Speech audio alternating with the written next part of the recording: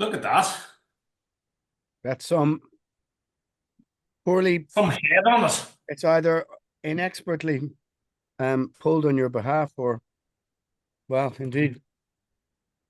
I got one of those pour your beer in the house taps, so What? become victim to that. You know the little machines for pouring beer in the house? No. I mean, what do you have to keep filling it up with something or what? Yeah, you put in little tiny, like 4 liter kegs and Oh, of become course, you would have to have little kegs. Where do you buy little kegs for that? Such an endeavor. whenever you have a drinking problem, you find these things, like, you know. Hang on, let me press this button. Fucking hell. Yeah, I've got some special backdrops to try and cover the kitchen sink. Um, just imaginary or emergency ones. Emergency Germanic backdrops.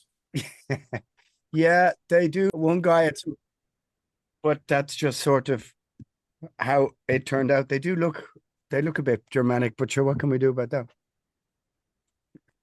Just be glad you're not holding lightning in your hands like these guys behind you.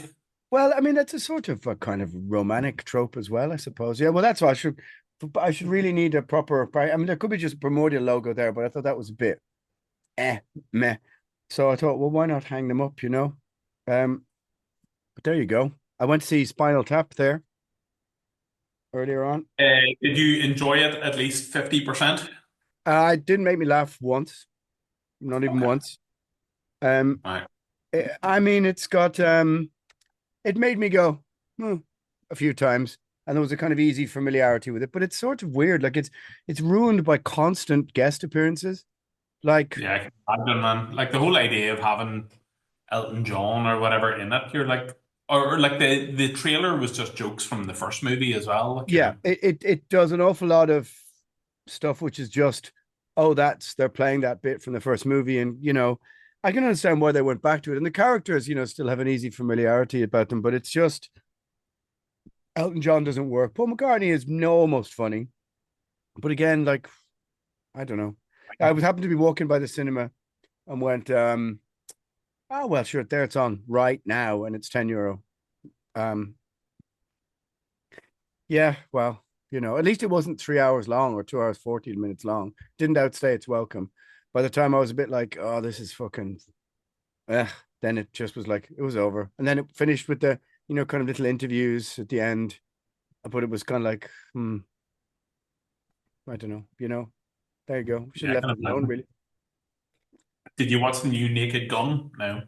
No, I mean everyone has said to me that it's actually funny, but I don't know. The last time, see, I got burned with 28 years later, which I thought was it made me so fucking angry that I almost walked out. And then I said, I'm not. I'm walking out. I'm going to stay out of spite. It was such a mess of a movie. I think we might have even Bet talked about it on you're here. glad. I'm sure you're glad you stayed to the end to see all the Jimmy Savile gang. It just, it just, every single set two or set piece was a confusing mishmash of things that didn't work. The soldier with his phone that then ran out of battery, and oh, your phone's run out of battery. And then all of a sudden, the zombies can now give birth. Spoiler alert. And then the Jimmy Savile. It's just fuck off. What's his name? Who made that? Just it made me furious. I came out and I was just on the phone. Fucking piece of shit. Thankfully, not thankfully, but it's seemingly the consensus among at least most of my friends were like, yeah, it was absolute rubbish. I don't know. What did you think of it? I had to go on a date to go and see it, and it was horrendous. And then I had to go on another date to go and see the new Conjuring movie, Ooh. which was horrendous. And it was like an ad for being a Catholic. But in the trailers for it, there was a trailer for another 28 Days Oh yeah. movie about versus the Jimmy Savile gang. What Yeah, I was mean, with all the zombies with big gigantic wieners? Like, what was that about? Like, yeah, the sort of like super megalodon sort of ones. And then yeah, of course, I didn't understand whether you're supposed to see the people on the island as a sort of Brexit analogy. They were all awful people, by the way, which was quite interesting. Um, but we're supposed to feel sympathy then for the zombies because they were able to give birth and have a sort of rudimentary, sort of, Community. And then the guy in the middle, the only Ralph Fiennes, who's the only decent bit in it, just as his acting, he then beheads his mother and goes, "Look, put it on the rest of them." And he goes, "Oh, okay." Like boils her head, beheads her, or whatever the fuck it was. And he goes, "Oh, okay." Just every single piece made me even more angry than the previous set two.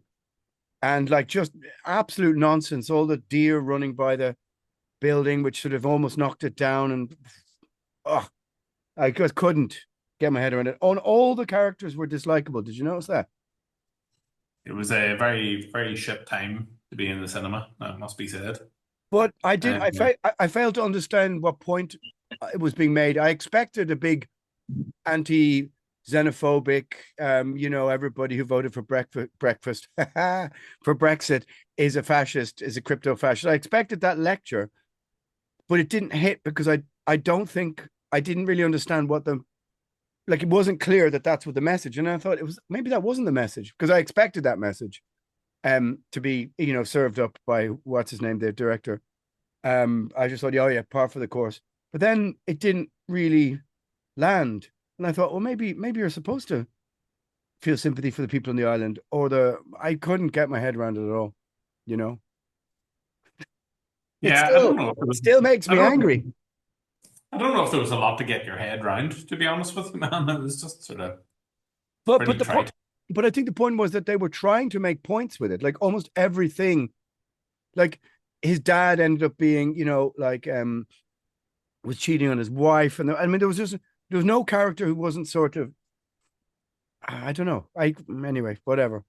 We're not here to do. This is not. What's that Kermode and fucking whatever it is. It's not our wheelhouse, is it? I don't know. It could be because he reviewed it and he was like, yeah, it was pretty good, and it's like. Maybe that's because all your fucking friends directed it and were in it. I don't know. Like, I don't see how anybody objectively could have sat there and watched 20 days later and gone, oh, yeah, that's pretty good. And as I said, the Savile gang at the end, like that was a callback to the very first scene when he was in the church. Do you know what I mean? I don't know. I think it was just you were too busy getting fingered in the back row, probably. Well, I would nearly rather that than have to watch the news. Well, I think that would be preferable.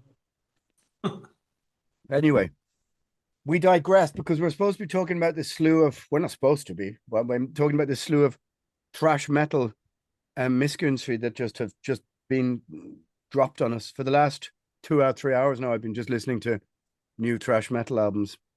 And that we're going to be given lots of negative opinions because you're wearing a carnivore t-shirt and I'm wearing a Leeway t-shirt. So it's funny. I actually was only listening. I was only listening to that Leeway album last week because me and somebody, I can't remember who it was, somebody in Mexico or something mentioned it, and we just put it on the little speaker and we were just listening to it, and it was just like fucking hell. I forgot how good this was. Maybe it's because somebody was talking about Power Trip and I was saying to them, "Oh, have you heard Leeway?" And they were like, "No."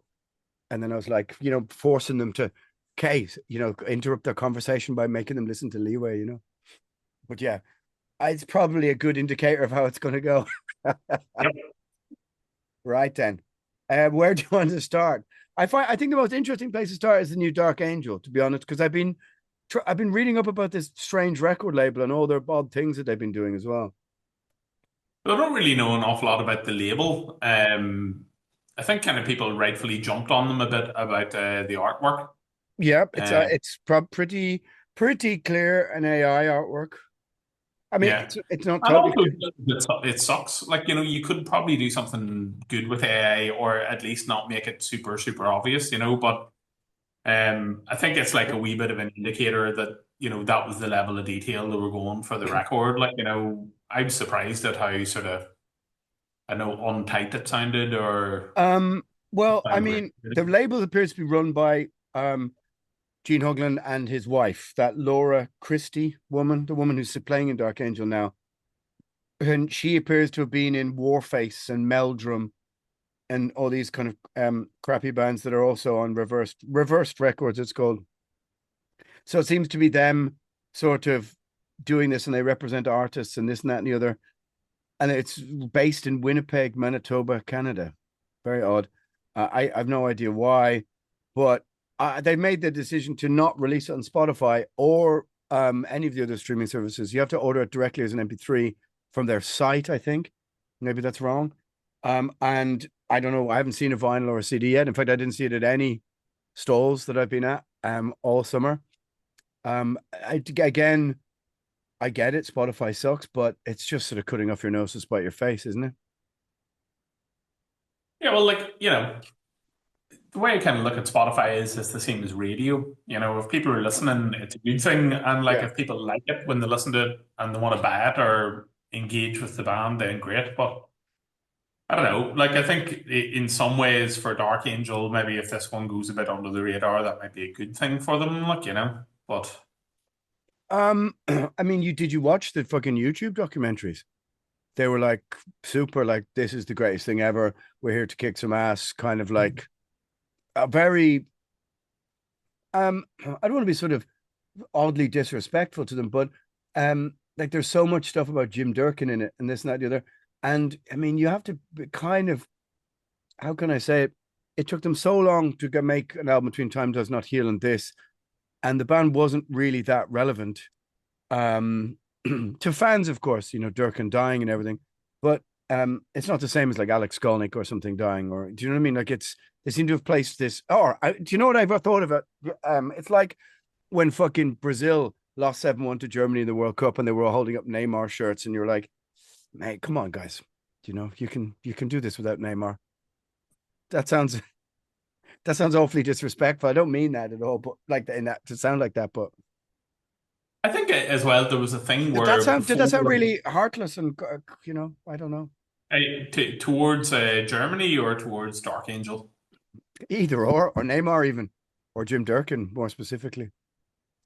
Like I don't think that he was massively involved, and like they did before they broke up in 1992 or three. They had an album kind of ready to go, and they said they just decided no, we're going to write new songs instead, and they Right. probably would have been better kind of doing that because, funny enough, moving on to the Morbid Saint, I listened to I'm not ready their to new. give it. I'm not ready to stop giving or to start giving out about or to stop giving out about Dark Angel. Yeah. Well, But go like, on. I can understand, man, as someone who's been listening to the band for like 35 years, like you, or I've been listening to them since the late 90s. And Yeah. like, we're talking about, we both probably own live scars and Yeah. like live scars at the time. So if it's Yeah. not as good as that, then that's bad news. I mean, I just watched the documentaries and I thought, okay, well, at least they're talking their band up, no problem. And there's an awful lot of weight, as I said, attached to the Jim Durkin thing. Okay, fair enough. And just like it doesn't sound great. And you're right, it does sound kind of I rather that it sounds a bit messy than tight. I mean, I love Leave Scars. Leave Scars is a real room splitter because it's a horrific record. I think the subject matter is horrific. The cover is dog shit. The production is objectively bad, but yet it's so claustrophobic and horrific. I kind of love it. And there's some huge riffs in there. But this one isn't like bad, good, as in fans of that record are going to like it. Like it's again, and one thing people are gonna figure out over this is like it's the drum sounds and the guitar sounds. It's like trying to find different tones or something. I find it it's almost like listening to a demo of the Yeah, output. that's exactly what it is. And like, it's weirdly mixed because sometimes you can hear the snare really well and other times you can't. And like there is a massive like I guess if the label is ran by the drummer and his wife, they probably recorded all the rhythm guitars and drums there and then phoned in the vocals or whatever They over the appear to be wire. on. If you watch the documentary thing, they appear to be on the studio together. Like and They should like I bet you if you ask Terry Date to go and do it now, you probably only charge you 10 grand or something. Like you yeah. could would have benefited massively from having somebody like that involved. I mean, like the gig they played here, was I enjoyed it. I mean, but they're sometimes it like the thing with Dark Angel, sometimes it's verging on fucking chaos with the playing, and I love that. Like it's almost Yeah. like death metal. And the vocals were kind of in the middle of this chaos, but on the record they're sort of a bit kind of stranded. And there's some death metal growls, and I'm not sure what people were expecting. They're certainly not going to get. it's not the death metal growls. I have no problem with that. It just feels like that if there had been a producer there, they would have probably been able to get better performances or Yeah, direct the vocals a bit better. that's And true. I don't Yeah, know, maybe it feels like he was just like doing whatever, and yeah, it comes across very like sort of you yeah, know, which isn't what he's like. Because as I said, whenever we saw them in Dublin, he was yeah, great. He did yeah, all the Don Dog stuff brilliantly, so yeah. he can do it. It's just not a great recording. Yeah, no, I think that's probably you've hit the nail on the head. I'm not even sure that they're bad songs. I think some of them sound like okay songs. It's like the third or fourth song was a bit, I mean, I remember being pretty sort of like miffed with the sort of cookie cutter, sort of very simplistic thing kind of style to it. But there are some cool songs on it. It is again just it sounds like a demo, with demo performances or something, And again, the AI art and the sort of in-house label decisions, which don't seem to really take into account that, like, look, you just can't, I But mean, I'm sure, folks like the reality is they were probably offered a 200,000 euro deal with like Nuclear Blast to go and make a couple albums, and we're probably like we can get you into a good studio with a good producer. And I think they're like vibe. This is just postulating, but I think they were like, let's try and financially control all of this so yeah, that if we're gonna make the album, we'll make it and then we can sell it and then we'll make the money back. And like straight away. that's just not like it's not gonna work these days, is it? Like, No, I don't think it is. And I also feel sort of quite profoundly, not that my feelings are profound, but that that moment of where everything was about vinyl and vinyl was the hottest thing, it's sort of passed. I've been speaking to all summer at every festival, the people doing stalls, the people talking about their mail orders, and they're like all saying to me, and it's not just the cost of living thing, which is really clipping the costs of everything, but they're really saying to me like, yeah, vinyl sales are down for everything. People are buying shirts, but they're yeah. not buying music. And this new generation of new underground people who maybe thrash does have some of the youngest new fans are they're not buying vinyl. I don't know how many. I mean, our Dark Angel sitting on 5,000 copies of this album somewhere in a warehouse and have shipped 782 copies, or you know what I I think mean? the whole thing that they have though is really because the world is fucked now. Like if you are like Dark Angel and you're posting those CDs to South America or Yeah. Europe or anything like that, you're talking about like 70, 60, $70 Oh, postage. oh yeah. Easily. Even So, every vinyl you send out from Canada to Europe, I mean, unless somebody at the other end is spending 60, 50, 60, 65 euro, I mean, forget about it. yeah, so very, very difficult. And like, kudos for them for trying to do it the indie way. There's definitely a way of doing all that, but I think that like, trying to like get an upper hand by not putting it on Spotify or on YouTube or Yeah. on Bandcamp or any of the ways that people can kind of listen to it. Yeah. It's probably the way to do it. But at the same time, as I said, I don't think that the album is particularly good. If they're going to make another album and it's better, then maybe they'll do something different. My feeling is that they should have sent it, they should have got somebody proper to paint the art, like that guy, Arian Crantor, a vague friend of mine. He's done some Testament, he's done some Hate Eternal, he's done Creator, Hate to Borales, brilliant watercolor style painting. It's just a great artist. Get him to reinterpret that AI thing that you made. Pay the 500 quid or the 1,000 quid or whatever it is, or you've saved on all the other stuff. And just because everyone now just sees straight away AI art. Is that much how Yeah. is that how much you give a shit? Like, look at the last Pestilence album. It does feed into the thing that like once you see that, it makes you think, I wonder is the rest of the album going to be done in the Yeah, same kind of mindset? yeah. And it It, is. it, So, it's not reading the room, you know. yep. Um, But, hey, I mean, I still think there's some good songs there, and I think that live they were still great. And I just with a proper mix. Okay. Which one have you got up next from our list of? I think we've got 10 here on the list. loads. Go on, we'll go for what about Coroner? This is This some nice stuff. something nice to fuck. This is my favorite. I was initially unimpressed with the first song, and then when the second song came out, I re-listened to them maybe 6 or 7 times in one day, 2 days, which is really strange for me. And it got into me. I really enjoyed it. I thought it was much more. I expected it to be more like Grin, much more Young Godsy, stop starty. I'm expecting much more of that. I was quite surprised at how fluid and metal it was. Again, I'm not massively in love with the drum sound and the guitar sound, but they're the best of, in my opinion, everyone on this list. And there's also a songwriting depth, which none of the, I think many, not sure any of the other bands managed to get to on this. And there's a few really interesting riffs and very dissonant stuff. I really enjoyed, but it's only 2 songs, you know. Again, are you judging this against Dark Angel's whole album, you know? But what do you think of it? I thought it was like remarkable how they were able to kind of creatively kind of pick up from where they were in that kind of early 90s, mid 90s kind of phase. I Yeah, don't think anyone was expecting them to go and like do something that was like really, really, really thrashy, but it's I thought it's really, really like metally, and it has all the progressive stuff that you would have seen in their early stuff. yeah. And the same as you think that like the drum sound and the guitar sound, kind of They're ruin it a good. little. They're good. But like, yeah, you can hear everything, and I think the songwriting is great. And it's out of all these bands, it sounds the most like their old prime. Yeah, it sounds like the most amount of thought almost. Yeah. I mean, it just when you listen back to No More Color, that really interesting guitar sound, it could have really done for me with again the same thing I always say, like separation left and right. I know that the engineer is the guitar player, and if he would ever watch this, he'd be like, "What the fuck are you talking about?" But totally different tones.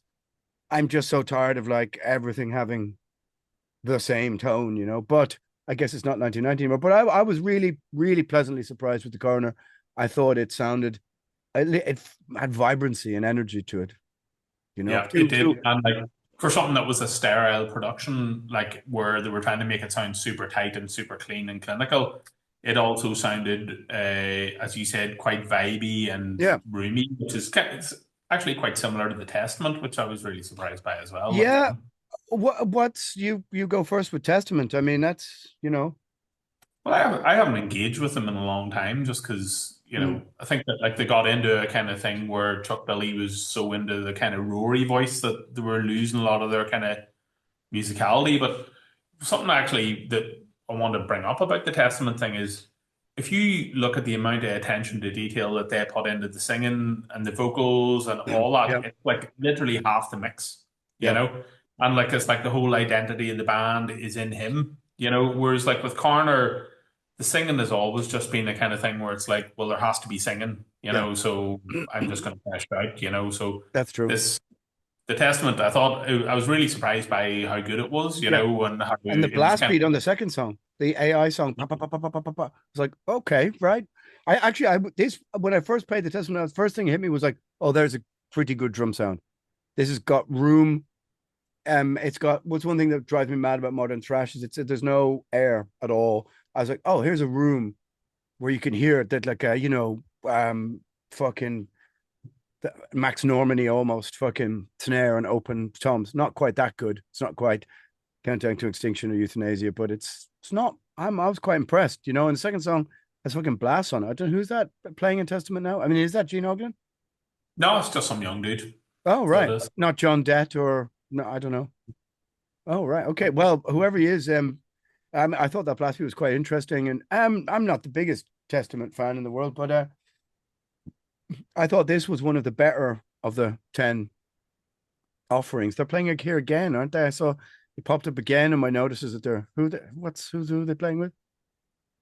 I think it's a Obituary, That's Destruction, it. and Nervosa.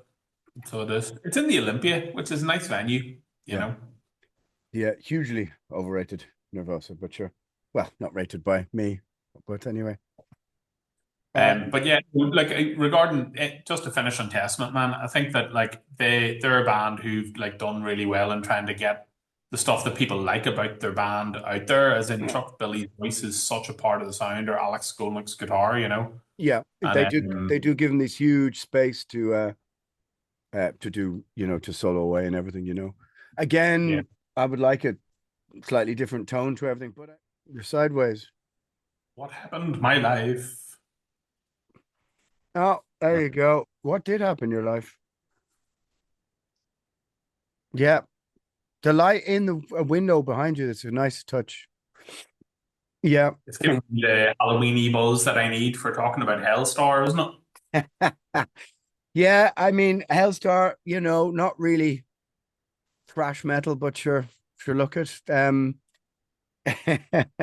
I mean, my just, my when I think of Hellstar now, I think of I can't help but think of it being brought on at Hell's Heroes and not being able to get out of the coffin thing and it's daylight and I love it. Well, me and you had a thing before that where we were talking about how we'd never seen James Riviera during the day.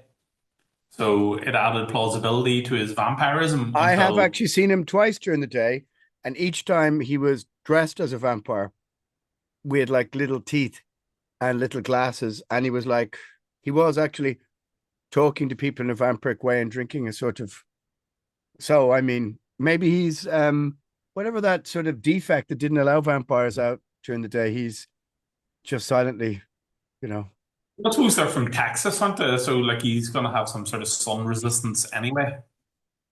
Or maybe he's just unearthed or uncovered some other ancient spell that allows him, some sort of ancient sun cream content. I don't know, but he was anyway. He was in his little cloak and his little hooves were popping around be at the backstage and all that kind of stuff. But you're the Hellstar fan. I like Hellstar. I have some of the old albums, but what did you think of this new one? I think the songwriting was really good, and I think the singing is really good. I think like yeah, it's very very hard, especially whenever you're on labels like Mausoleum and stuff like that to try and get decent budgets. Is that a mausoleum? Like mausoleum? Yeah. Fucking hell. Like, are they still based somewhere in like the Midlands or something, or they deal with No, witch find and they're Dutch or they're Belgian or something are like they that. Dutch or Belgian? Wow, yeah, I suppose they are. I have a bunch of mausoleum records, Where but it came from, wasn't it? huh? That's where Crossfire and all those bands Yeah, would well, have. this is what you use Chat GPT for. Forget all the rest of mausoleum records are from this is real time AI fucking, investigating the metal scene. Belgian, you're right. Founded Again, in metal. 1982 by Alfie Falkenbach. Falkenbach. Wow. It went bankrupt in October 86, but revived in 2001. Maybe that's a 25-year. It released bands Ostrogoth, Killer, Crossfire, Wildfire, Warlock, Nazareth. Hang on. Warlock. Yeah, Really? The first one. Burning the yeah. Witches. We should do a special where we do a deep dive on all the insane early 80s Euro labels like ARG Records and stuff like that. Our And records. We did one about, remember the kind of joke one from the late early 90s that sort of yeah. had like two musicians and absolutely wild stuff. That's worth actually going back and listening to. Well, I Yeah, mean, we should just probably do a refresher on that. We need to hear Lily Marlene again, don't we? Lily Marlene again. Yeah, that was one of the most. I mean, it is fucking. That was wild. Anyway, what we're going to talk about? Oh yeah, I mean, Hellstar. I've never seen them live. You seen them live? Yeah. I did enjoy James Rivera's what's the electronic moods or whatever it's called, 80s moods, the awful Oh, versions of like Tears for Fears and stuff. yeah. It was well, I suppose like they were just thinking there's some sort of crossover here of people who like this and like that, Or Uh, I'm a vampire and therefore I'm sort of it only makes sense that I should sing these sort of like, goth electro songs, maybe no. yeah, well, ruling the world is one of vampire's ambitions, isn't it? Like, so, maybe it's in fitting, as I say. But yeah, I don't know. Like, I suppose probably one thing I'd say about it is that like there's always been two guitar players in the Hellstar, and they've got a new guy in playing along with your man Larry. Larry, Um, Larry yeah, Hellstar. He should Larry be in a band with Hellstar, he should be in a band with Barry Manowar. Barry Manowar. Yeah. It sounds like the sort of person you would have known back in the day, where that was his characteristic. Was he like Manowar, Barney Jovi. Actually, me and you know a guy like that called Nasty Nate, who is characteristic is that he loves Nasty Savage. Really? That's all. Yeah, That's it. that's how everybody knows him. He's called Nasty Nate We should probably because he should likes that. we probably should have said something about that new Nasty Savage record actually while we were at it. I mean, did you listen to that? Yeah. Yeah, I did. I had to listen to a couple of songs on it. Like, I found the cover pleasingly ridiculous in terms of kind of like shapes and things in distance, sort of not very well painted, a bit like Indulgence or Penetration Point, sort of. Is this what the fuck is going on with this sort of abstract Dalian landscape? You know what I mean? I think it's just Nasty Ronnie now. So it is. Yeah, I think so. Which is kind of shame because the other two dudes, the other two guitar players are around, and like I don't know, like they would definitely benefit from having songwriting that was more like their old stuff, Was it and one of even the I think even one? penetration and stuff. You wouldn't say it sounds particularly like the first album, does it? Which is No. Stone Cold classic, like Yeah, I mean, Nas Savage is a band that when I saw the logo and I saw a picture of Chuck Schuldiner wearing a Nas Savage t-shirt, and I like Possessed, and I was getting into, kind of maybe 88 or something. I saw Nas Savage records everywhere, and I wanted the one with the logo on the front, which of course I got, and I just didn't really sit with me. I found it too. I'm not sure. I don't know. It wasn't death metal enough or brutal enough or satanic enough or something. And then I got one of the ones afterwards, and I was like, "What is going on with this cover and the stuff?" I mean, they're an undeniable band. They're good. They just somehow just kind of always went a bit over my head. But they're still playing shows, aren't they? yeah, they are, and they're still smashing up TVs Yeah. on stage, and all that kind of stuff. So people are getting their money's worth whenever you go and see Nasty Ronnie in his pants. Is he still smashing up a TV over his head? That's what they used to do. Yeah, still doing all that sort of stuff. Yeah. Whenever we went to see him in like 2008, we brought part of his TV back home with us on the Ryanair flight the next day, and it was covered in blood. And we were like, yes. Who has that? That's a fucking heirloom. I think Paul has it, so he does. Fucking hell. I mean, I hope it's on the wall somewhere and he hasn't thrown it out. Or what I would like to think is it's in the TV of another TV, like an empty Yeah. TV that it's just in another TV. That would make me very happy if Paul could confirm or deny more, just lie and confirm that. I would really like to hear that. That would be good. Yeah, so Nasty Savage, I don't know, like I suppose, and there was a new Flotsam and Jetsam as well, wasn't there? Fuck. I didn't listen to Yeah. that. You tell me about that because I was going to talk about Forbidden, but you might as well talk about I mean we listened kind to of worth a passing mention because, like, on the last couple of albums, they've kind of been more on a power metal trip. So yeah, it's kind of more power metal-y and singy. yeah. I mean Those, there was one we listened to in a car and it was just irritatingly technical. Whoever was on the drums, they'd got some drummer who was quite famous and he was just, yeah, I'm on this record, you better know about it. And it was just constantly fancy stuff that was detracting from the songs. What the fuck? Blood in the Water? No, that's not it. That's the one we listened to. Oh, I Am the Weapon. Well, that's it. This says that's last year. okay, last year. There you go. Well, there you go, folks. This is me and Alan's version of nowadays, is we're talking about albums that came out a year ago.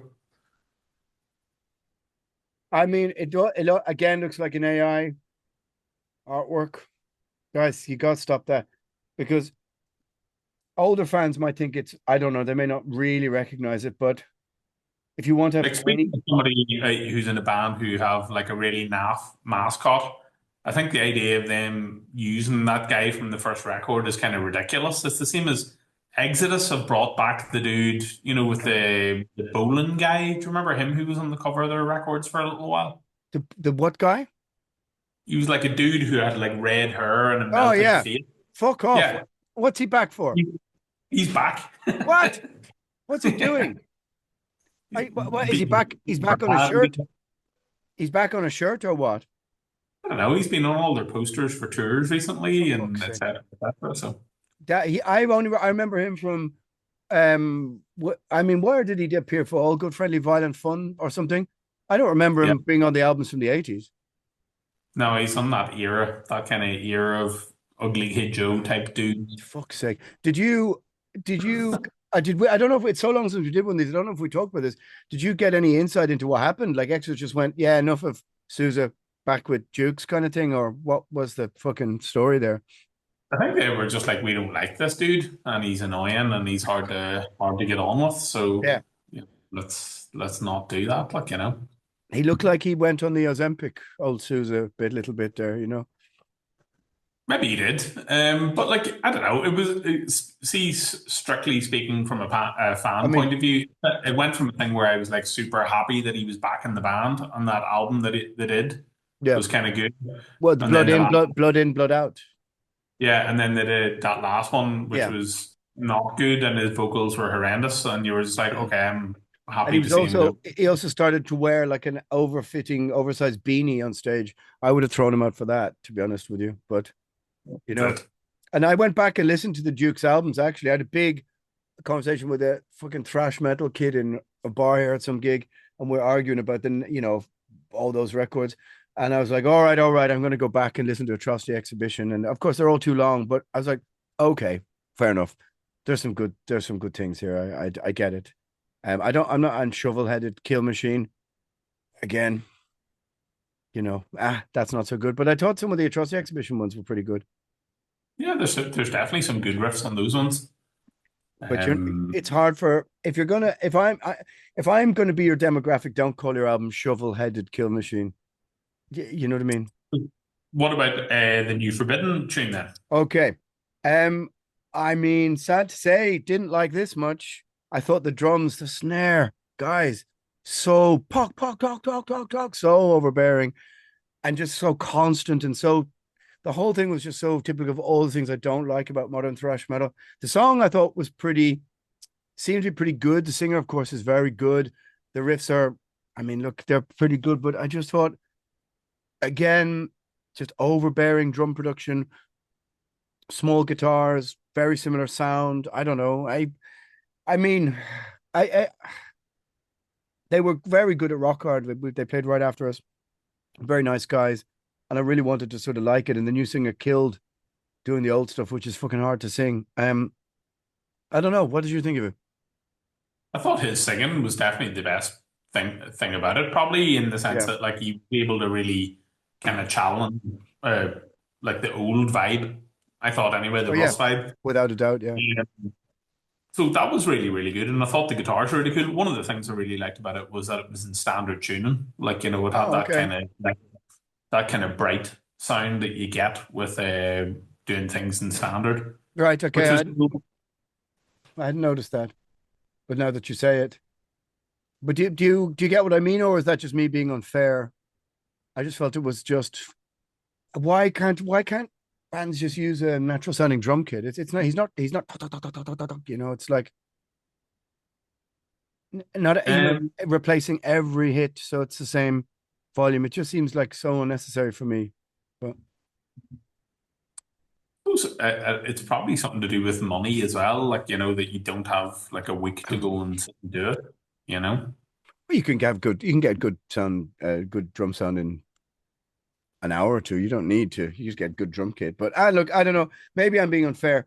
I listened to it, and I mean, I've been listening to very similar things all day, very similar sounds, and I was just starting to get a bit pissed off with the fact that everything vaguely sounded similar. I mean, I guess that's does what it says on the tin, but I was just like, please, can someone just open out the fucking live room and let's hear the ambience of a band without pushing the middle of the bass drum and the snare like really, really hard, But I've got to give it to him. The singer was very good.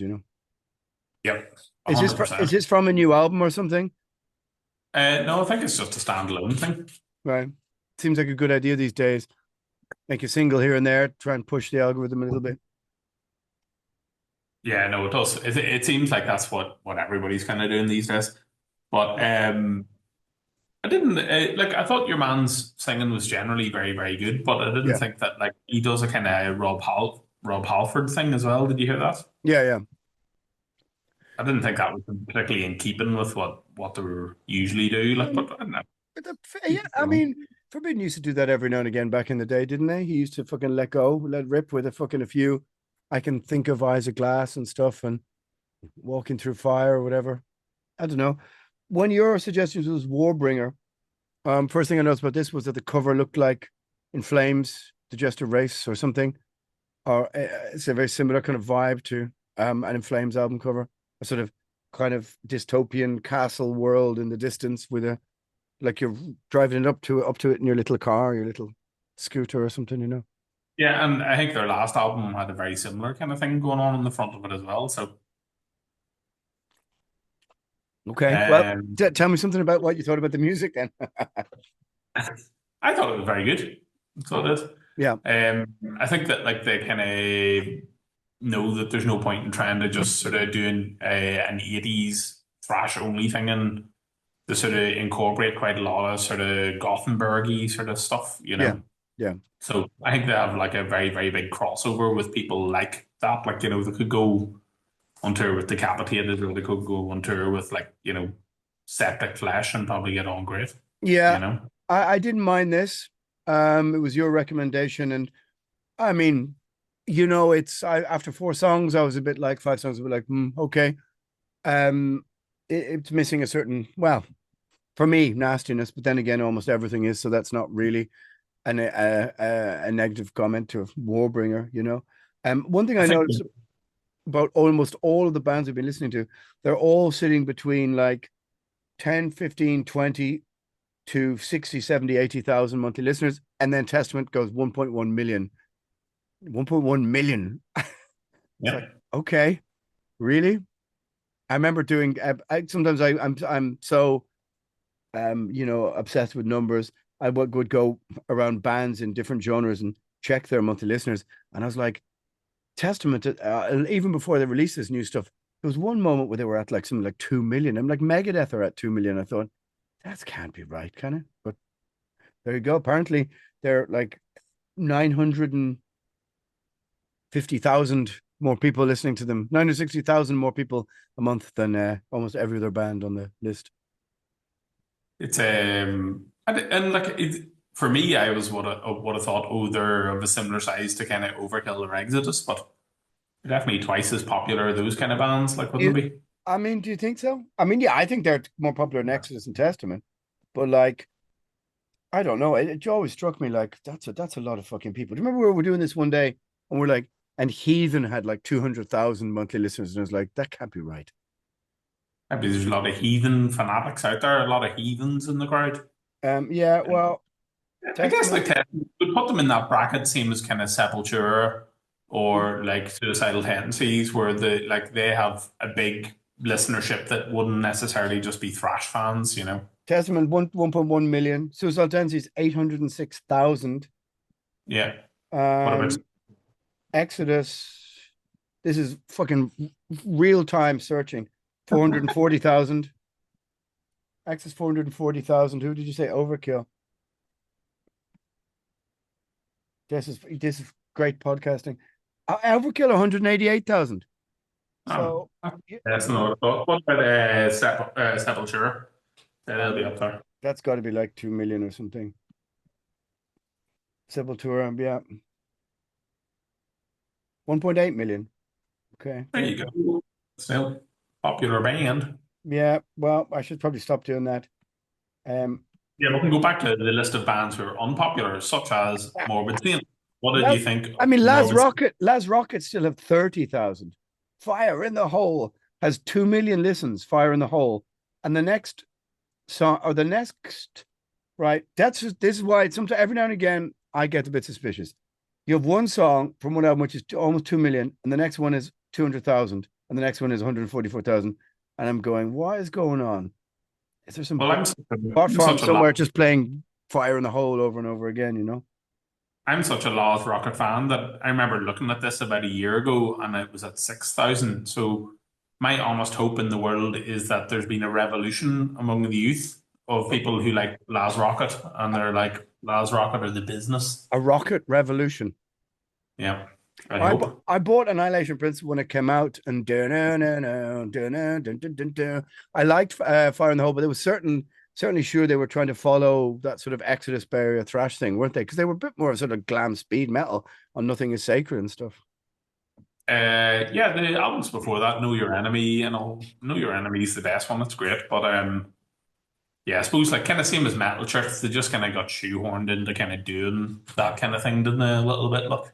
Now I have Morbid Saint next, but it would appear that that last Morbid Saint is last year. Swallowed by Hell. We're so up to date, aren't we? Oh, hang on. Destruction. No, this is fucking ridiculous. Because I was listening to this new. Someone said to me, "Oh man, the new Morbid Saint is so killer. You should listen to it." And I was listening to it, and I was going, "This is fucking good." I have to admit, like this is pretty violent, pretty aggressive, pretty fucking on the edge singing. Now I It's look at very, it, very, it's very full on the whole way through. Look, yeah. And this is probably one of my favorite of the things on the list. And it's a bit like old dogs kicking in your shins again. Like there was some fucking anger in this one, all right. yeah, and man, like good to see. I think the artwork probably goes a little bit against what people would want for them or expect from them, would it? Yeah, the artwork is sort of like a long-haired a long-haired, very muscular white man. Oh, it needs to be muscly, man. There's no point in having wimps on the album cover, is there? Look, No, he's certainly not a wimp. And he's cutting the heads off what appear to be well, they could be bankers, they could be politicians, they could also be fancy stand-up comedians in a it's sort the of man. He's cutting the man's head yeah, it's the off, man. really. But it's the man, and they're in some sort of post-nuclear apocalyptic hellscape, and he's wreaking vengeance, swallowed by hell. He's wreaking vengeance on them. I mean, he's double knifing, or if not double fisting knives, and he's, I mean, very very muscular, which points to his ability to. I mean, either he worked out just up to the point that the bombs were dropping, and he just happened to be muscular, or he's been working out while in this post-apocalyptic hellscape. I think probably been sitting about in a room doing weights and saying, "You fools, you should have listened to me." And then whenever the bomb went off, he just went out and started killing people. Like, I Or presume he's wearing a denim cut-off jacket, is he? he's wearing a white singlet, and he's got blue jeans on. But or what he could have been doing is this: he could have been in his own prepping bunker. Do you know what I mean? Like his sort of post-apocalyptic underground bunker, but which obviously had as a weights room. And he's listening to the last Morbid Saint album, and he's going, "Wait till I get a hold of you, the man." And then the Well, man announces that he's doing a parade through the fucking local something or other, and he goes, "Right, I'm going for it." the last Morbid Saint was an unreleased album from 1992, Yeah, brought out a couple of years ago, and it was really, really, really good. But yeah, I thought this one was good. Again, sound probably a wee bit low budget in places, and I think the art. I think people just automatically assume that Morbid Saint are going to be like evil yeah. leather and look belt kind of dudes, and like seeing this makes you think that they're a wee bit more kind of Ed Repka or like Yeah, white I baseball mean, dudes, you know. I'm a big fan of Spectrum of Death, and I would have been put off by this new artwork if I'd seen this in Iraq. I expect them now to have gone. You know what? We're Morbid Saint. We understand black metal, or not even understand black metal. They're like our lads who are like, I still believe in the power of Satan. You know, I'm a 55-year-old witch of Instagram or whatever, and I'm like, I'm still in leather pants and a studded armband. And but they've gone for a full on, post-apocalyptic thrashing rage cover. But I think the cool thing is it makes you whenever you saw the cover of Spectrum of Death, you're like, wow, cool, this is kind of really shit, but also looks awesome. Yeah. Whereas actually it just probably is that those dudes have no idea what should go on the cover of an album. So they're just like, yeah, whatever, that looks cool. Like Yeah. the best one ever like that is Terror Squad by Artillery. Oh. A rat being hit by a policeman with a stick. It's fucking But amazing. but he also doesn't. What's the one where he has a bunch of dogs on like leashes and stuff, and they are hitting a rat with a. That's the It's same. it's Yeah. Well, by inheritance though is the guy, the really badly drawn guy, looking in all the mirrors, isn't it? Yeah. Unbelievable. And so, like, your man is friends with the guitar player from them, and he's like, whenever they did Terror Squad, Neat Records said, okay, there's no money for the art, so you guys have to come up with the artwork yourselves. Like, you have to go and find somebody, and they literally found somebody in their school who was good at drawing, and that was it. Like, That's not the worst idea. I'm checking some of these other bands that are your buddies. Centrix haven't made an album for 3 years.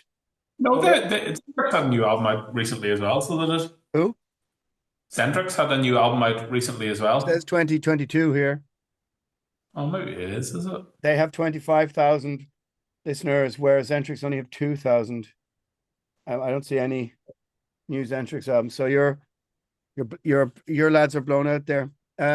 Oh, hang on. You've got, look at that. It looks like an old singer. It looks like Joe has morphed into an old singer sewing machine. It's quite incredible. Oh no, look at that. So you haven't turned into a singer sewing machine. Unfortunately not. Yeah, so where were we? We were talking Well, about. I just happened to brush up on some thrash metal semantics there, and I realized that Destruction have also released an album this year, The Birth of Malice. That's probably going to mark the about eighth Destruction album in a row I haven't listened to. I mean, the first song is kind of like, "You have a life without sense. You are released from agony." You know, that kind of those lyrics, calling back lots of old lyrics. I I mean, I love did it. I did see them live this year, and it was good. But I don't know. It's again, I don't like the drum sound. I don't really like the guitar sound. It's just the way things sound now. Um, it's like, That's fair enough. I saw them. We did a gig. It was Candlemass, or it was us, Candlemass, Destruction, and then POD. And what? Destruction played all of Infernal Overkill, so they did Wow. before POD played. But Um, yeah, like but hang same on, kind no, of thing. let me just dig into that. Like, who who put POD after that, and what were their fans thinking of? Like, I mean, I like myself some POD, but fucking hell, I love Infernal Overkill. Is that doesn't make sense? I guess just loads of open-minded Portuguese people being all like, "Do you want a rollie? This is cool." Yeah, Uh, do you want to roll? I'll head pass me a glass of wine. I'm going to headbang like this to a destruction, and then sing along to POD, and it's no uh-huh. problem. Yeah. Yeah. But yeah, no, Destruction were good, but like same kind of thing. Like the drum and guitar sound kind of sounds really processed and fake. Sounds Well, like the album, you have know. you noticed now? I mean, I noticed this in more and more bands that we're playing with, not using amps, not using anything, just using modules or whatever. And I can't help but feel when I watch, not only sometimes do they sound lower than bands with amps because you've got no stage sound coming out, and you've got more maybe conservative sound men who aren't dealing with, as you go closer to stage, the stage noise, and they've got like, kind of side fill stuff instead of amps. And sometimes when you want to play after them, it's actually to your detriment, even if you're headlining or playing after them, because they've removed all the amps from the fucking stage before they played, and somebody has to wheel them on again, and you're like, what the fuck, like, at least if you're even if you're not playing through them, leave them on the stage. I mean, it looks utterly ridiculous to me, an empty stage, but like more and more bands are doing that now. Yeah, you always get the thing of standing there at the side of the stage watching some bands and you can only hear the drum kit and you're just like, this is what the in-ear life is like. Yeah, the in-ear life. I mean, I've tried it, and it's for a festival. If the monitors are good, I can't be bothered. Sometimes I bother if my voice is a bit. I'm feeling a bit. But it's better for on tour in a smaller venue when you've got to sing every night and you need to pitch and whatever. But I just sort of can't be bothered, and sometimes lately. But I don't know. And then, like, what did you think of the Sodom the Arsonist? I'd only really just got my head around the previous album, the Epitome, whatever it's called, and I got Sodom and Gomorrah and stuff. I quite liked it, and it's like, oh, there's another one already. Then you realize, like, yeah, idiot, that was already 2 or 3 years ago. It just took me by surprise. I thought, oh, it's another EP. I was like, oh no, and then Even longer than that, I think the one with like Caligula and all those songs on it, I think that was like maybe 2002 or right after lockdown. yeah, I But, got a copy of it there. York, the guitar player, gave it to me. Um, I don't know what's wrong with Tom. Is he a bit ill or something? But I think he's just probably just made enough money, so he's like, I want to hang about my hunting lodge and I don't think hang out. so. I don't think so. I think my impression is that's just what he's a road dog warrior. guy. He just wants to play every weekend. I think he's a bit. He's got some health issues. I think I'm not exactly sure. I don't know. I watched some documentary footage, and there was a lot made of going back to the analog kind of sound, and it's like it's almost there, but not quite rough enough for my 80s mentality. The drums and the vocals sound like that, but the guitars kind of have that fizzy kind of modern thing. And I think that's probably just Frank Blackfire having really shit taste because like the guitar sound on the albums before that, that like Epitome of Torture and stuff were really, really good, you know? Epitome. Is that what it is? Yeah, Because that's what it's not but epitome, it's epitome of torture. he doesn't say, in the song he goes, Epitome, Yeah. Epitome of Yeah, all right. Torture. Fair enough. Okay. But yeah, Here no, we get their metal English. I'm not. I didn't mind this. I didn't mind the Arsonist. I mean, the EP before it and the first few songs of it, I was like, oh, this is going a bit divine intervention, thrashy for me, away from the evil stuff. You know, that kind of galloping sort of mid-range stuff. But I quite enjoyed it. Again, it just speaks to how quickly things move. I'm only just getting used to. Sometimes a band is releasing an album, and it's there in my stack of vinyl to have not absorbed yet, and there's already another one out, and I'm like, I'm 2, 3, 4 behind now. Sometimes, you know. Such a strange band as well, Sodom, because they don't necessarily tour an awful lot. It's very seldom that they play an hour and a half, let alone a 2 hour show, you know. So most of the time they're just playing an hour at a festival, so they're only going to play like one new song or, you know. I mean, I don't see for a band like Sodom, there's no point touring because they've got it down to a fine art, which is travel the weekend, play big shows only. No one fuck Monday, fuck Tuesday, or play 3, 4 days, and have Midnight and Hell Ripper support you. Perfect. And there's a fucking 1,000 people where there used to be 300. Like they're doing really, really well. Whoever's got their managing all their stuff has got it figured out. Get young, cool speed metal bands to support them. They've reinvented themselves. They've got the evil back. They're everything that was just kind of missing from Sodom in 2005. It's just kind of back. You know, fair play to them. And the album is a bit less evil than I would have wanted, but I have to admit I didn't mind it. Again, I still feel like I haven't properly digested it. I mean, in truth, probably. I mean, we're here doing a podcast about talking about the new thrash metal releases, and how many did you listen to? Lots and lots of times. Do you ever get the time to digest anything anymore? Other than a big fucking pie.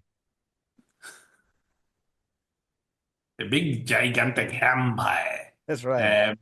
I don't know, dude. Yeah, I suppose that's probably speaks more to me and you being old. Yeah. I suppose the thing is, if you're a 20-year-old now and you're getting into Sodom and you're sitting looking down the barrel of like 20 albums, Yeah. it's I don't know. Like I guess there's certain albums like M16 and stuff that are going to stick out, and people will be like, "Oh yeah, that one was good," or "Tap in the Vein" or whatever. But Code Red, that was pretty cool.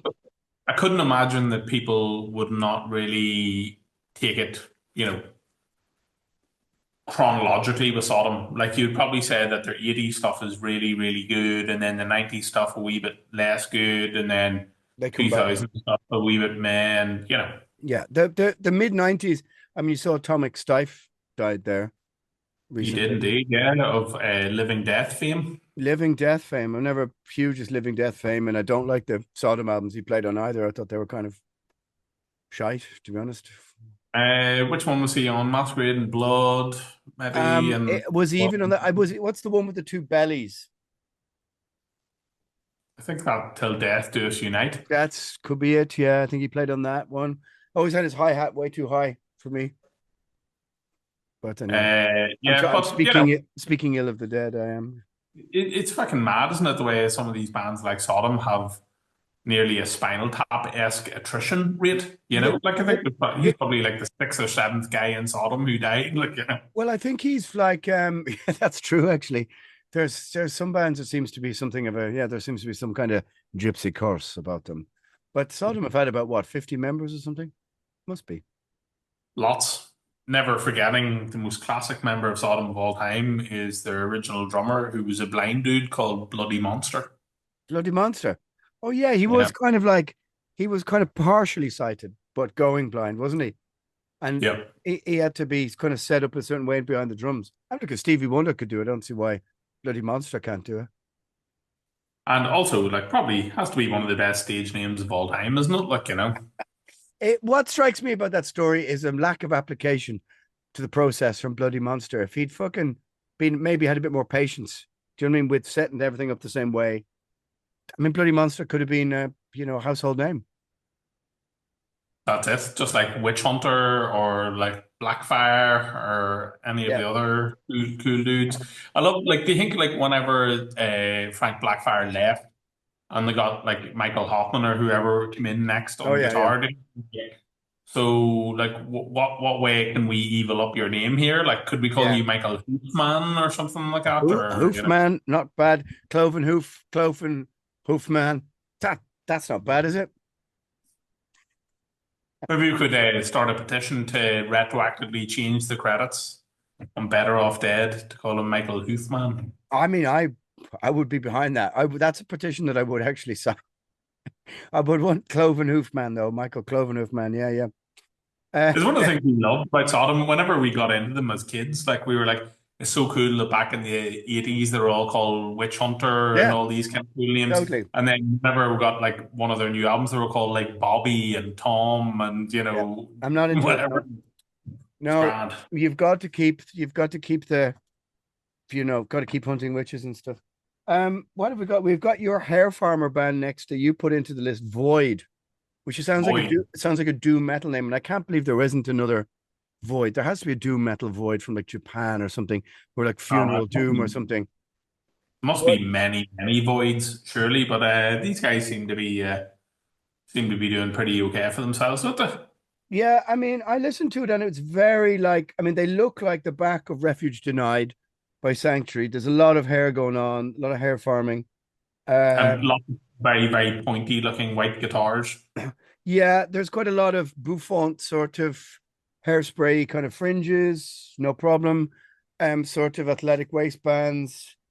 And their album is called Forbidden. One of the things I loved about it, dude, was that I thought that, never mind it being very annihilatory and kind of having that vibe about it, I Yeah, thought that's true. the production was quite of that style. It didn't It's sound. not bad. It's a very open King Diamond style drum sound. With a kind of, even though the snare is quite punchy and open, it sort of didn't it didn't feel like it was fucking forced into a vacuum, But these guys are going for something a bit more, as you said, they look kind of like more like Sabotage, Refuge Denied. There's something of the I said to you, what did I say, in the Hexen House and sort of Toxic Yeah. and even Watchtower in some of the parts, maybe, but it's more glam rocky, Yeah. Hell's Heroesy. You know that Crimson Glory thing of walking around with a candelabra, like. Yeah, yeah, oh yeah. You need a sort of bouffant hairdo and a pirate shirt, though. You know I what I mean? do. The white shirt is essential, isn't it? Yeah, But yeah, yeah, like I was really surprised to see how kind of authentically, into that vibe they kind of were, yeah. which is great. There's when so many bands like that. I mean, Hell's Heroes last year, which is such a great festival and such good fun to go to, and such a nice vibe. But every time I walked into the room or the message, it was like, oh, just full of dudes and girls who just looked exactly like this from 89, 87, 80. I mean, it was just, okay, fucking hell. So many young people and all into this kind of stuff. And you'd walk in and it'd be a band just playing in the inside room who just sounded exactly like Toxic World Circus or something, with a bit of fucking gutter ballet chucked in for good measure. And you're like, what the fuck is going on? And that's exactly what was going on. Yeah.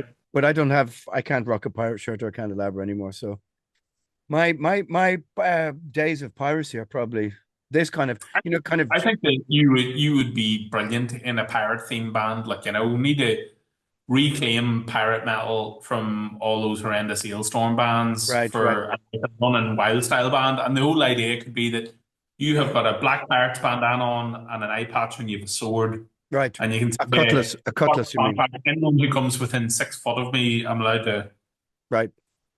Oh, give kind of them. like you're allowed to buckle their swash, so to speak. It would have to be a cutlass. I wouldn't mind reclaiming piracy to something like a bit more, bring it back to something a bit more evil. It's far too positive at the moment. Do you know what I mean? Yeah, but like it's not only too positive. It's like if it's not Ailstorm, it's other lads with half blue faces and big beards. Like, I don't want reality or that. I want like this very specific, Right, you Shay. know, Rock and Rolf's idea of what piracy is. Like, Rock and roll's idea of what piracy. I think rock and roll's idea of what piracy is has probably got some alien invasion sort of elements, fucking put into that. I mean, I'd have to think about it. If the right offer came in, I'm not sure that I could do it with Primordial. If anybody wants some badly played, distorted bass into their evil pirate metal, but it's got to be like a bit sloppy and a bit, sort of. It's got to have some stuff about Satan as well in there. I think would have to have, wouldn't it? well, Because there's that moment where Running Wild morphed from almost satanic stuff into pirate stuff. Ralph must have sat down one day and went, "There's got to be a crossover somewhere." somewhere indeed. And you know what, man? The one thing I would say about that entire genre is it's all very, very sound effects based, isn't it? Like, all intros and outros and middle bits of your song have to have narrative bits of fucking Turn your growth. volume down. Where am Yeah. I? Well, you're in Port Royal. Yeah. Well, I mean, I've never. That's utterly ridiculous, Port Royal. Come on. We have to get to this last one. Which is Violator. If you've listened this long, good for you. My buddy Daniel from Dragon set this up for me as the greatest thrash album of the decade. Now you can't say things like that to an old thrasher, or you get their hackles up. They go, oh, "I bet you it isn't." But then I thought about, well, what is for the last decade? But what do you think of this one? The new Violator.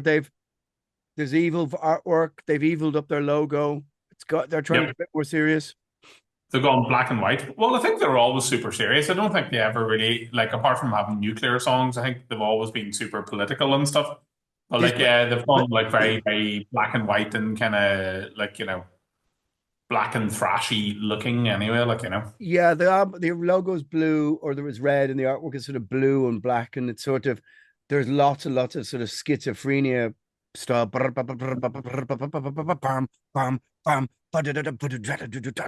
of bits. Yep. I enjoyed it. I think they're like such an institution all of themselves, in the sense that like, they are the entire South American thrash scene, like kind of like themselves really, and they can go anywhere there and play to 1,000 people, you Um, know.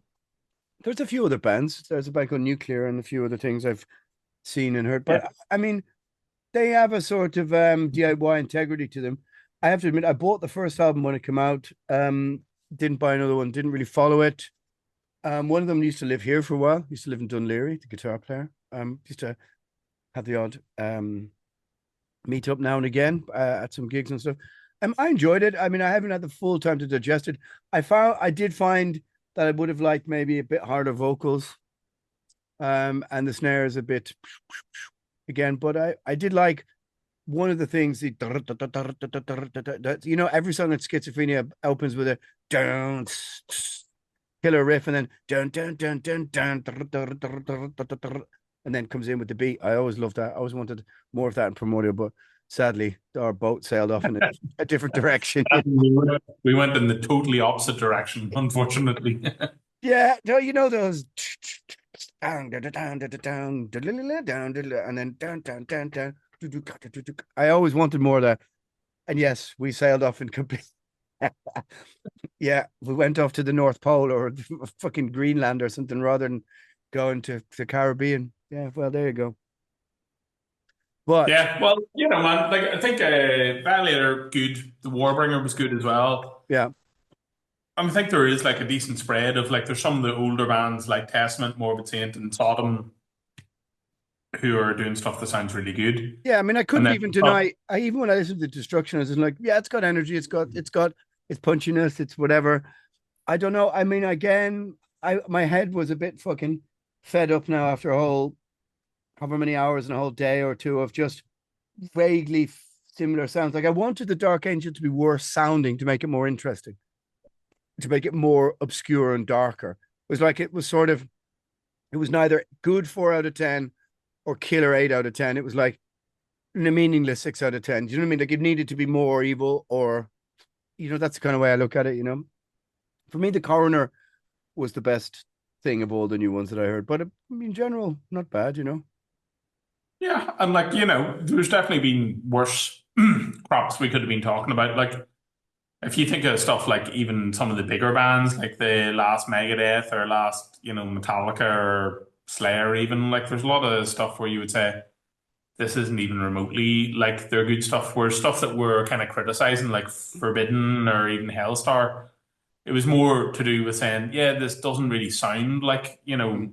their old albums, but like it's the same intention, I guess, like, I don't know. I mean, I wouldn't really hold these bands up for comparison with, Slayer, Megadeth, and Metallica, for example.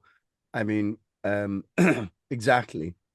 But I did think that for old thrash bands, I mean, it's better than it would have been 10 years ago. Do you know what I mean? Yeah, we toured with Forbidden whenever they did their album 10 years ago, and it was quite confused. Like, Yeah. I don't think they didn't realize that.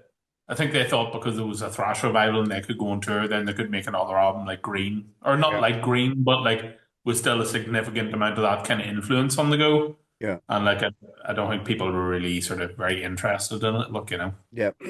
I mean, I'll have to go and have a listen to the Flotsam and Jetsam. Again, these things have just come out and I haven't seen them anywhere, or I haven't, it just hasn't popped up. Like I said, we listened to one in the car driving around, and that feels like that was the last one I heard. That's probably 3 albums ago, you know?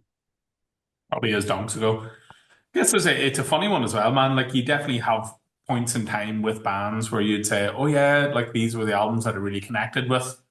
And it's going to be more unusual than usual that you're going to find something brand new that'll really, really stick with you. Like, Yeah. That's for sure. It's hard. It is harder and harder these days. That's why, I mean, I'll have to see how well the Coroner album sticks with me. But it did feel like if there was, like, you kind of knew if there's one band, old band that you're thinking to yourself, they're going to put a lot of fucking thought and effort into whatever the fuck it is they're going to do. I'm either going to hate it, but for on its own merits, it's going to be incredibly well thought about. And, or, you kind of for sure it's going to be Coroner, really, isn't it? yeah. Like, I think the only thing at fault really with the whole Karna thing is just the guys are old dudes now, so their idea of, like, I would imagine that the artwork will probably have a No, similarly. that work is pretty good. It's weird. It's like it looks like a DNA strand. It's Oh, it's it's quite okay. it's quite And dark. did they use the classic logo, did it? Yeah, yeah. It's quite cool actually, and the video isn't terrible either. Like I mean, because Corner it's such a particularly developed state of aesthetics. Like even if you take a punch from a Decadence, take punch from a Decadence and look at the different art. The cassette never looked like the vinyl, didn't look like the CD, and there were different things. And the strip down the side, they always had there was something else going on, and I didn't expect like if I thought there's one band who are here who are either going to stubbornly still play the game aesthetically, but make an album that sounds like I said, Young Gods and full of shuddering riffs, it would be them, but that's still done on their terms. But actually, yeah, sounds surprisingly metal. So I there think you go. that must go to, the experience of doing, like, working with Celtic Frost and stuff, being like, right, okay, we want to try and put massive effort into trying variations of stuff, or just having massive attention to detail. And like, I think that's probably actually what comes down to this loads, is that, like, if you take the Dark Angel, for instance, there's probably massive attention to detail in how the drums were recorded, Yeah, but the same attention to detail isn't there in terms of, like, recording the vocals or mixing or the guitars and stuff like that, yeah. So it's, I think you've entirely nailed it there. I think you've yeah. entirely nailed it there. There's a lot of concentration specifically on one thing, and they've gone, all right, should get these fucking vocals done. Yeah. And a better Oh, engineer would have you could probably point out same things in different, like in all the releases we talked about where there was something we didn't like, we would say, well, this is probably because, the band is run by the singer or the guitar player. So those things sound really good, but like the drums are an afterthought, or whatever or it is. we're all recording at home on our own little home studios in the loft, all digitally. You're trading files. Yeah, and then you're wondering why it doesn't sound like a really nice drum sound with a big or the nice bass tone underneath or whatever. That's the reason why, because you're mixing it at your home studio. Anyway, we're about Yep. to come to the end. Coming to the end. Massive attention to detail.